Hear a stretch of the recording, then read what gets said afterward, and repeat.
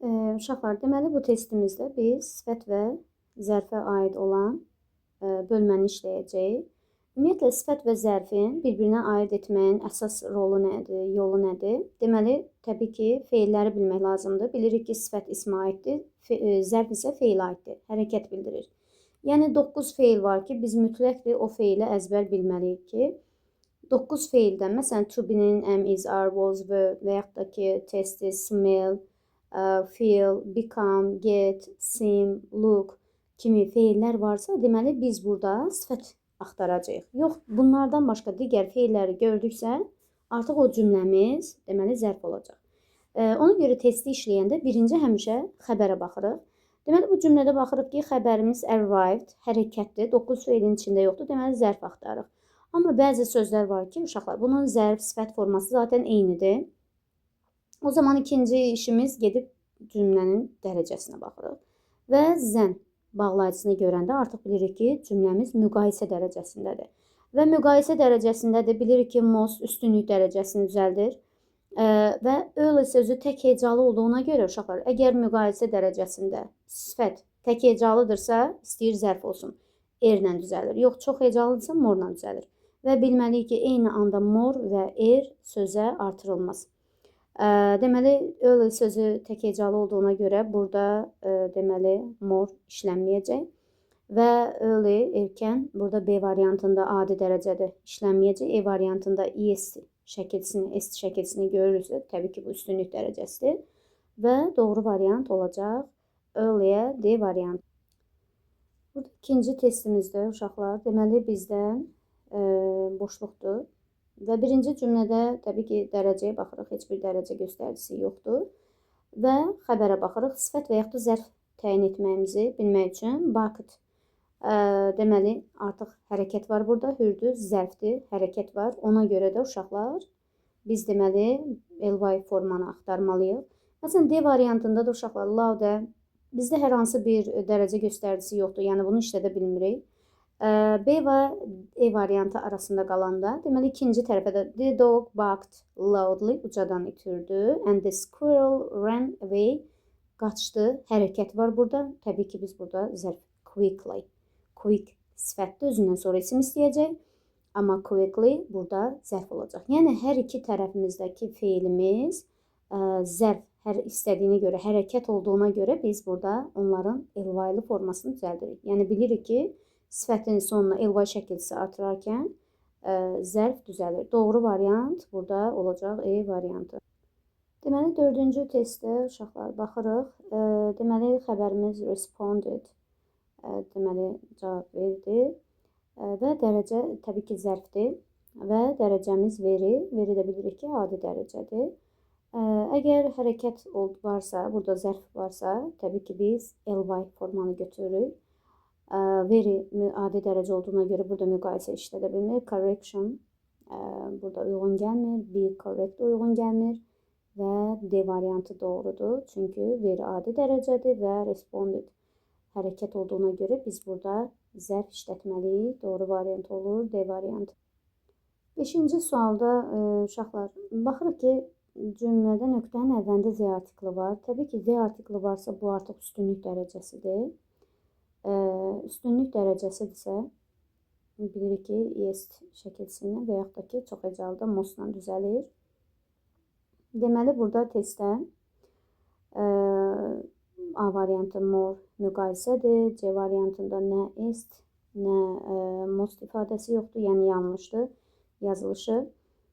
Deməli, E variantında da uşaqlar bright tək hecalı olduğuna görə brightest ifadəsini düzəlməlidir. D variantı da yanlışdır və burada B variantı doğrudur. That singer had the brightest performance of the night. Doğru variant olacaq B variantı.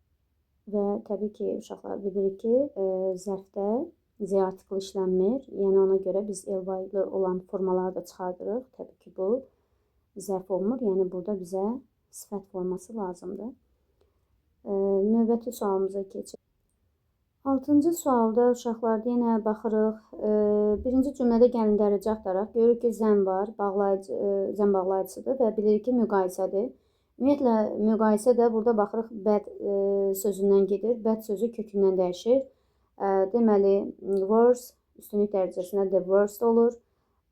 Burada zəm olduğuna görə müqayisə dərəcəsidir. Zaten müqayisədə sifət və zərf forması da eyni olur uşaqlar. Morla düzəlmir, mor bəd olmur. Zəm varsa orada bəd işlədə bilmərik.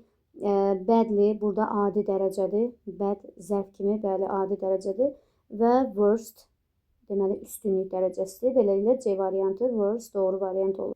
Bu testdə uşaqlar təbii ki, xəbərdən baxmalıyıq, mütləq bizdən sifət və yaxud da zərf işləndiyini baxmaq üçün. Ümumiyyətlə birinci boşluqda olan, deməli əndə qədər olan hissəyə baxırıq ki, was gəlir. Was gəldi, deməli sifət istəyir və sona ly olan formaları çıxardırıq və baxırıq ki, uşaqlar was sifətdirsə, məsələn, D variantında est üstünlük dərəcəsində Z artiklı istəyir. Yəni bu formanı da çıxardırıq. Və digər formalara baxanda the day was, gün parlaq olmaz, gün yəqin ki isti olar. Deyir ki the day was, məsələn, and the sunlight was shining. Gəlin ikinci tərəfə baxaq. İkinci tərəfimizdə artıq xəbərimiz bizdə shiningdir, zərfdir. Deməli mütləqdir ki ly-lı formanı işlətməliyik burada. Və son tərəfi zərf olan variantları da deməli əlimizdə saxlayırıq uşaqlar. Burada deməli bright formanı çıxardırıq.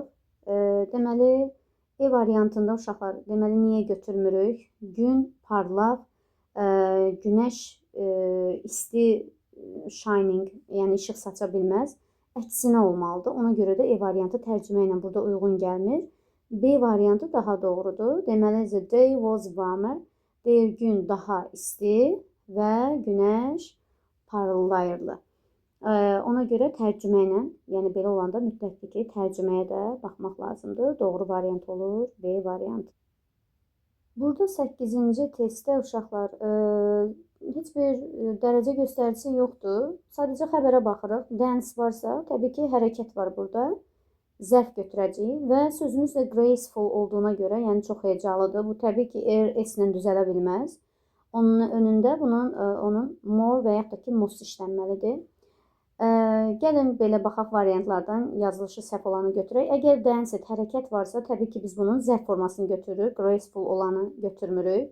Məsələn, E variantı da yanlışdır. Gracefully olmalıydı. Deməli uşaqlar, A variantı yanlışdır. Niyə? Eyni anda dedik more və əlavə edə bilmərik biz sözə. Beləliklə qaldıq C və D variantı arasında. Əgər graceful sözü, yəni çox hecalıdırsa, biz niyə onun sonuna şəkilçisi əlavə edək? Yəni D variantı da yanlışdır və doğru düzgün forma more gracefully doğru olacaq C variantı. 9-cu testdə birinci yenə xəbərə gəlin baxaq. Weren't written. Uşaqlar, ümumiyyətlə testlərdə məhsul növünə qarışdırmayın. Yəni weren't olanda çox uşaq deyir ki, hə, burada was vödür, mütləqdir ki, cümlə sifətdir. Xeyr. Əgər to be-nin yanında feil varsa, deməli məhsul növüdür. Bizdə burada əsas feilimiz bizdə written olacaq. Yəni to be-yə artıq baxmırıq. Deməli biz written-a baxırıq və hərəkətdir. 9 feilin içində olanlardan deyil və burada bizə zərf forması lazımdır. Və cümlə zərf istəyirsə clear, deməli adi dərəcədir. Çıxardırıq. Uşaqlar, enough var. Burada deyir instruction weren't written enough to understand. Ümumiyyətlə bir cümlədə inkarımız var. Weren't ikinci inkarda işlədə bilmərik və bizdən zərf istəyirsə most clear, burada sifətdir. Bunu da götürə bilmərik. Doğru gəlmir. Deməli bizdə burada B variantı daha uyğun olacaq. Deməli clearly həm enough olduğuna görə, həm də zərf olduğuna görə adi dərəcə və ly zərf formasını götürür. Doğru variant olur. 9-da B variantı. 10-cu testdə yenə sifət və yaxud da ki zərf olduğunu istəyir bizdən. Təbii ki birinci baxırıq xəbərə, uşaqlar completed. Hərəkət var burada, zərfdir. Zərfdirsə biz sifət olan formaları çıxardırıq buradan. Deməli bizdə zən varsa müqayisə dərəcəsidir. Est olan hissəni də çıxardırıq.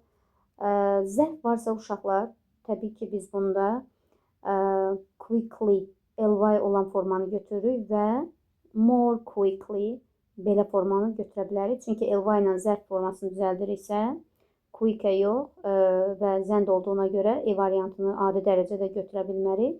A variantı doğru gələcək. Niyə? Çünki cümləmiz hərəkətdir.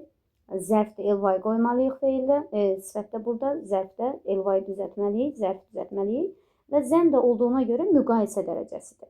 Və müqayisəni də ya ya da more-la düzəldir. Quickly sözündə də more-la biz düzəltməliyik. Doğru variant olur, A variantı budur.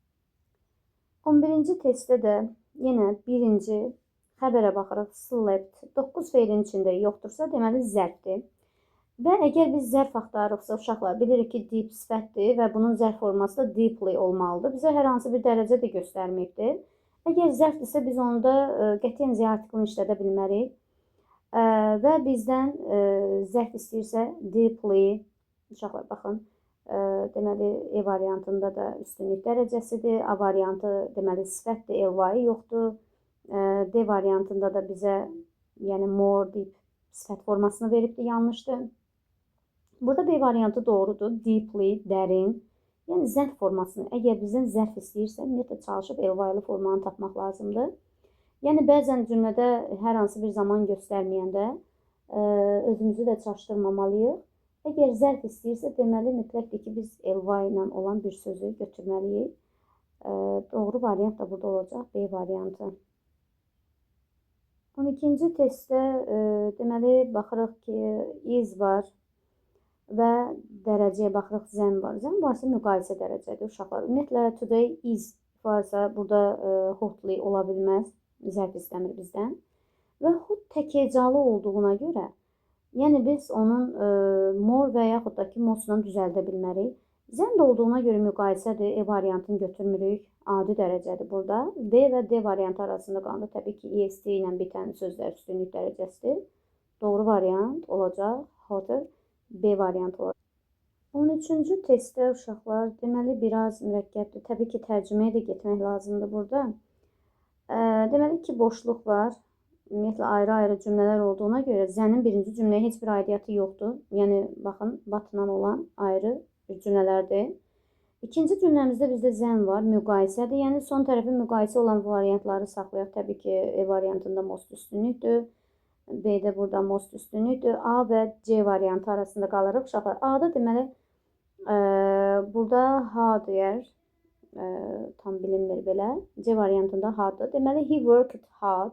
O çox çalışdı, yəni səylə, var gücü ilə çalışdı. Amma nəticələr onun gözlədiyindən də məyus verici oldu da, yəni üzgün oldu. Deməli, burada birinci tərəfimizdə biz bunun adi dərəcəsini işlədəcəyik. Hard işlədəcəyik. Yəni A variantı burada ümumiyyətlə uyğun gəlmir. O daha çox çalışdı və nəticələr daha onun gözlədiyindən üzgün oldu, üzücü oldu. Biraz tərcümə ilə də uyğun gəlmir. Doğru variant ona görə də C variantı olacaq burada.